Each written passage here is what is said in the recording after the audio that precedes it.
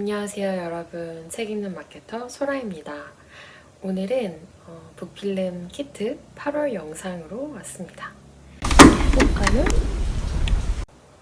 제가 8월에 어떤 책들을 좀 추천드리고 같이 읽으면 좋을까 하고 고민을 하다가 어느덧 유튜브를 시작한 지 2년 반의 시간이 흘렀다는 걸 알게 되었습니다. 그래서 지난 2년 반의 기간을 살펴보면서 제가 유튜브를 시작하고 있었던 일들, 그리고 특히 제가 북튜브를 하고 있기 때문에 책을 읽는 과정이 이 유튜브를 하는 2년 반의 시간 동안 포함이 되어 있잖아요. 그래서 그 시기를 지나오던 것이 저의 20대 후반부였기도 했어서 20대에 이루고자 했던 것들, 그것이 어떻게 책을 통해서 실현이 되었는지 말씀을 좀 드리면서 그 책들을 안내 드리려고 합니다. 제가 20대에 어떤 일들이 있었는지, 그리고 어떠한 서른의 모습이 되고 싶었는지 29살에 제가 유튜브를 시작했던 마음을 이렇게 한번 뒤돌아봤어요. 그래서 이런 기록들이 있었습니다. 20살의 내가 30살의 나에게, 30의 나는 꿈과 희망을 좇아 결국엔 내가 원하는 그곳에 서 있을 것이다. 그곳엔 일과 의미가 있고 건강과 감사가 있으며 내 힘으로 모은 돈과 자립이 있고 그로써 나와 내 주변을 지켜낼 것이다. 이렇게 20대를 보내면서 제가 그 순간순간에 어떤 과정들이 있었나라고 생각을 하고 쭉 써내려가 보니까 20대의 셀프 프로젝트로 정의 내릴 수 있는 몇 가지가 있더라고요. 총 10가지를 써두었는데 조금 개인적인 부분들은 제외하고 이 북튜브에 맞춰서 제가 책을 읽고 했던 프로젝트를 좀 소개해 드리려고 합니다. 먼저 첫 번째는요. 20대의 20개국 가보기라는 저 스스로의 프로젝트가 있었어요. 왜 여행을 다녔냐 하면요. 책을 읽는 행위가 여행을 하는 느낌과 굉장히 비슷했어요. 북유럽부터 서유럽, 동유럽, 미국, 멕시코 등등 가리지 않고 각 나라에 가보면서 이 세계에 대한 진실을 보고 싶다는 생각을 했던 것 같아요. 그런 맥락에서 제가 이 책의 한 구절을 좀 읽어드리려고 하는데요. 장 지글러의 왜 세계의 절반은 굶주리는가 라는 책입니다. 이 책은 2007년에 초판본이 나왔고 이 책의 저자이신 장 지글러라는 사람은 UN 식량 특별조사관인데요. UN에서 일을 하면서 이 책 자체는 아들과 나눈 대화의 형식으로 굉장히 쉽게 기아의 진실에 대해서 이야기를 해주고 있는 책입니다. 그래서 이 책을 보면 우리 세계의 절대 빈곤층에 대해서 언급하는 대목들이 많이 나오고 왜 그들은 가난할 수밖에 없는지, 그들의 삶과 우리의 삶이 어떻게 연결이 되어 있는지에 대해서 이야기를 해줘요. 사실 초판본이 나온 지 10년도 더 된 책이라 절대 빈곤층의 모습이 지금과 조금 다를 수도 있는 지점은 있다고 생각해요. 하지만 그 절대 빈곤층의 절대적인 인원수라고 해야 될까요? 그 모수가 10년, 20년 단위로 해결이 한 번에 될 수 있는 문제가 아니기 때문에 여전히 지금도 어떤 세계에서 일어나고 있는 진실이라고 저는 생각을 합니다.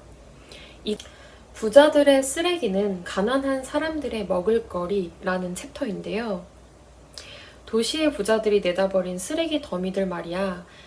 날이 밝으면 굶주린 사람들이 그 위로 몰려가 날카로운 곡괭이로 쓰레기를 뒤진단다. 고기 조각이나 동물의 시체, 빵 조각, 반쯤 썩은 채소, 말라 비틀어진 과일 등을 발견하면 가지고 다니는 비닐봉지에 담지. 이렇게 구한 먹을거리를 빈민가에 사는 가족들에게 가지고 가는 거야. 아빠가 연구실에 붙여놓은 사진 기억나니? 누더기 차림에 슬픈 눈을 한 맨발의 두 사내아이가 쓰레기 더미 앞에 쪼그리고 있는 사진 말이야. 촬영지는 필리핀 수도 마닐라의 한 쓰레기장이지. 어디선가 연기가 모락모락 피어오르는 이런 쓰레기 산을 현지에서는 스모키 마운틴이라고 부른단다.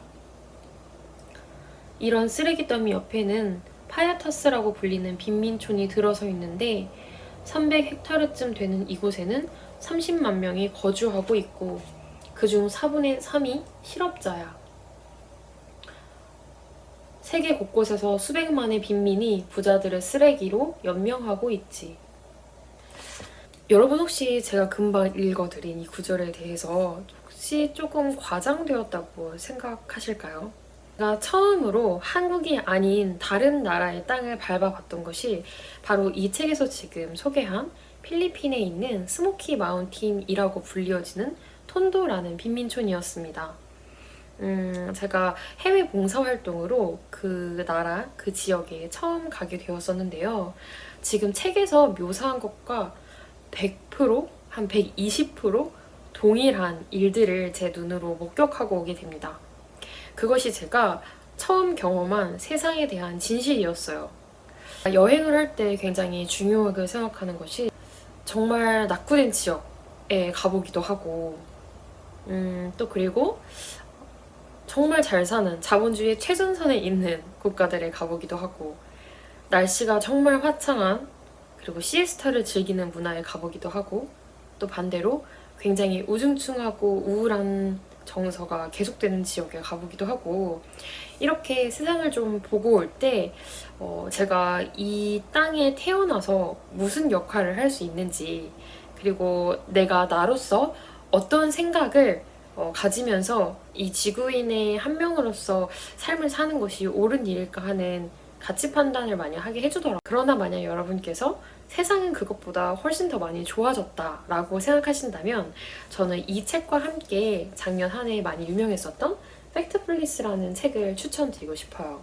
이 책은 한나 로슬링이라는 사람이 많은 통계적, 확률적 지식을 가지고 세상은 많이 진보했고 앞으로 더 진보할 것이다라는 어쩌면 좀 희망적인 메시지를 들려주는 책이에요.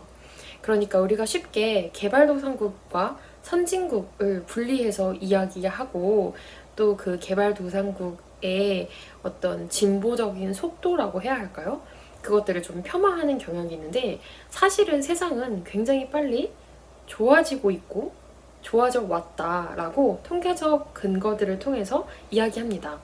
그래서 이 책에는 개발도상국과 선진국이라는 두 개의 프레임으로 세상을 나누지 않고 1단계, 2단계, 3단계, 4단계로 세상을 구분을 하고 그 1단계는 최빈민층 그리고 4단계는 선진국을 통상적으로 좀 이야기를 하고 있어요. 그러면서 이렇게 이야기합니다. 사실 사람들은 대체로 여전히 이 1단계에 있는 어떤 절대 빈민층이 세상에 많이 있다고 생각을 하지만 통계적으로 봤을 때 지금 이 4단계의 소득 수준 기준에 의거해서 보면 2단계에 있는 사람들이 가장 많고 그 다음이 3단계, 그 다음이 1단계와 4단계라는 거예요. 이렇게 사람들이 1, 2, 3, 4단계 있을 때 2, 3단계에 비견할 만큼 있지 않다라는 거예요. 그런데 마지막으로 이렇게 얘기합니다. 이 사람 한 명이 10억 인구를 말한다고 이야기합니다. 여러분 혹시 이 말이 어떻게 들리시나요? 절대적으로 100%라는 어떤 퍼센트 안에서 이 1단계에 있는 수치는 적은 포션을 가진 수치일 수 있겠죠? 그런데 절대량을 보면 이 사람들의 수는 10억 인구라는 거예요. 그래서 저는 이 두 책을 좀 같이 봤을 때 더 진실에 가까워지는 느낌이 있었어요. 이 팩트 플리스에서 말하는 통계도 분명히 진실이고 그러나 이들의 삶이 보여주는 어떤 절대적인 각 개개인의 삶 또한 진실이기 때문에 그 두 가지 진실 사이에서 여러분께서는 어떤 생각과 선택을 하실지가 궁금해서 이 책을 가져왔습니다.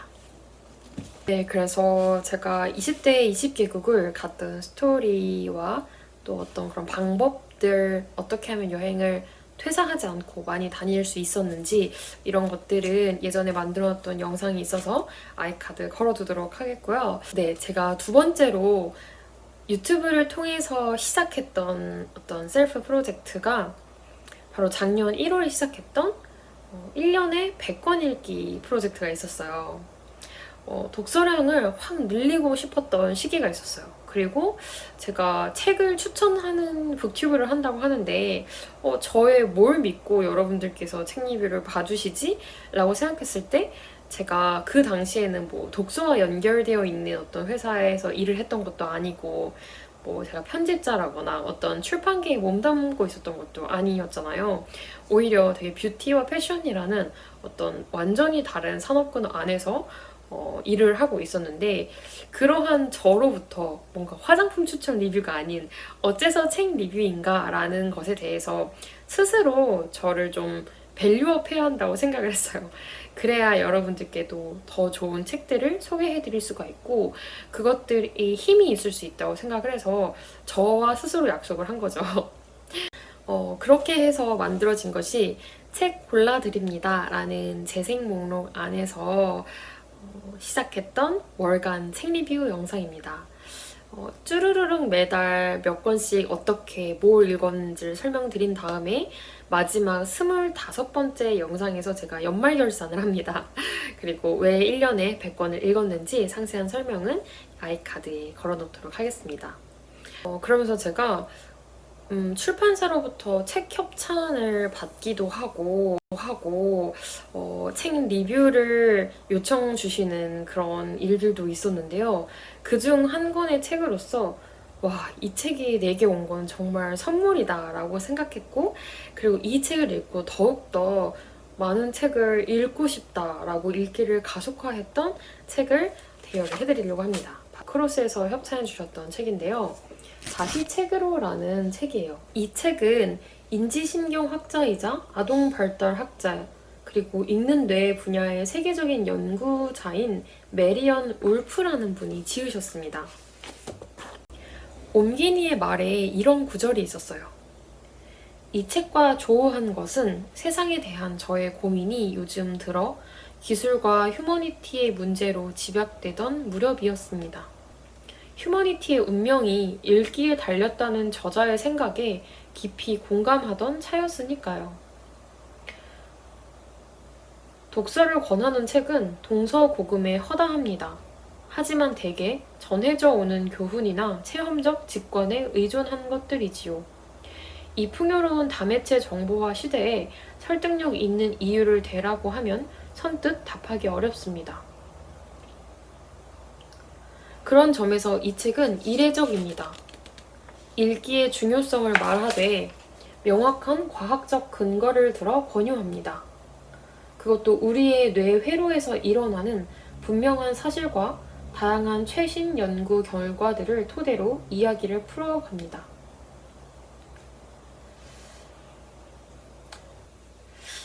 그러면서 이렇게 이야기해요. 인쇄물과 디지털 둘 사이에 택 1이 아니라 병렬적으로 모두가 더 나아지기 위한 길을 친절하게 알려주는 책이다 라고요.